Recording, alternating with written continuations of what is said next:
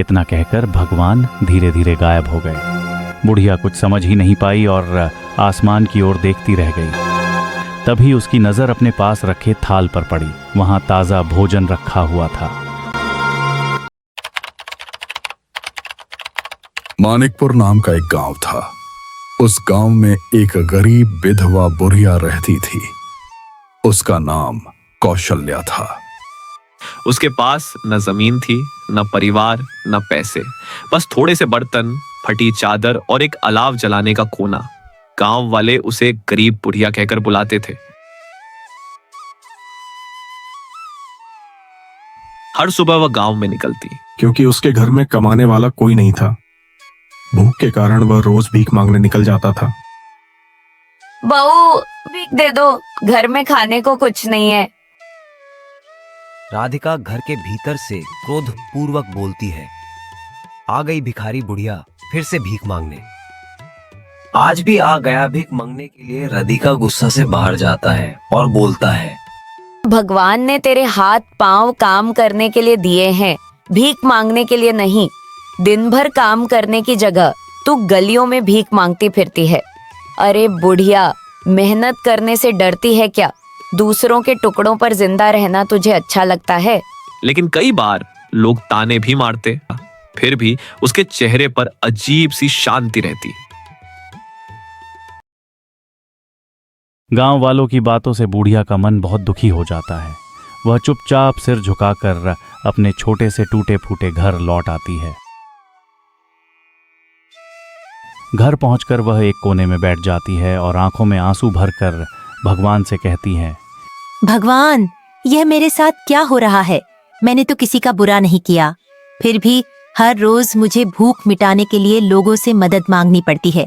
क्या मेरी पूरी जिंदगी इसी तरह गुजरेगी? क्या मुझे हर दिन दूसरों के सामने हाथ फैलाना पड़ेगा? उसकी आवाज दर्द और सवालों से कांप रही थी, जैसे अपने दुख का सारा बोझ भगवान के सामने रख दिया हो। भगवान की एक मधुर आवाज उसके दिल में गूंजी, बेटी, मैं तुम्हें देख रहा हूं, तुम्हारा दुख मुझे भी दिखता है।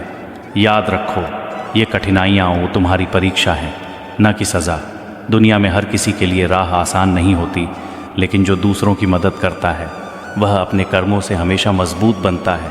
तुम्हारा धैर्य और दया तुम्हें जीवन में वह सम्मान और सुख दिलाएगी जिसकी तुम आशा करती हो। बस अपने मन को मजबूत रखो, अपने कर्मों में सच्चाई और नेक नियति बनाए रखो। बाकी मैं देख रहा हूँ और तुम्हारा साथ हमेशा हूँ। बूढ़िया ने भगवान की बात सुनकर मन में हल्का सा शांति का एहसास किया।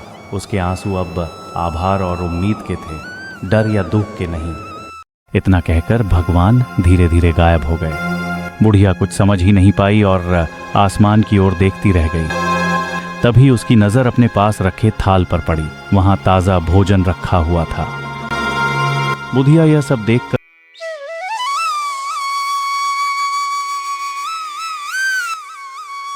कई दिनों से गांव में भय का माहौल फैला हुआ था। जैसे ही रात होती, घना अंधेरा और सन्नाटा छा जाता। जंगल से एक खूंखार शेर निकल कर आता और बाहर खेलने या घूमने वाले बच्चों को उठा ले जाता। इस वजह से गांव के लोग हमेशा डर में जीने लगे थे। कोई भी हिम्मत करके घर से बाहर नहीं निकलता।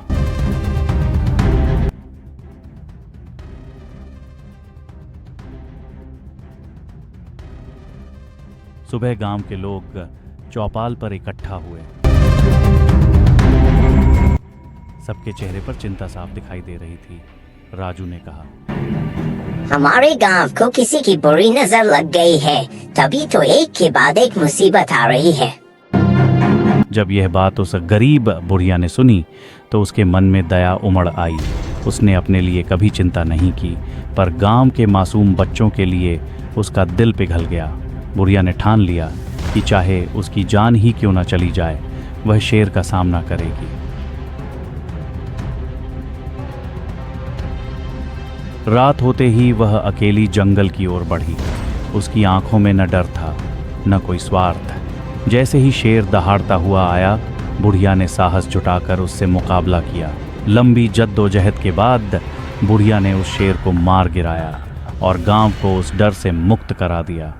उस दिन के बाद से गांव के लोग बुढ़िया का बहुत सम्मान करने लगे। वह जो पहले भूखी प्यासी रहती थी अब कभी भूखी नहीं सोई। गांव के लोग हर दिन उसके लिए खाना लाने लगे। धीरे धीरे वह बुढ़िया पूरे गांव के लिए ममता और आदर की प्रतिमा बन गई।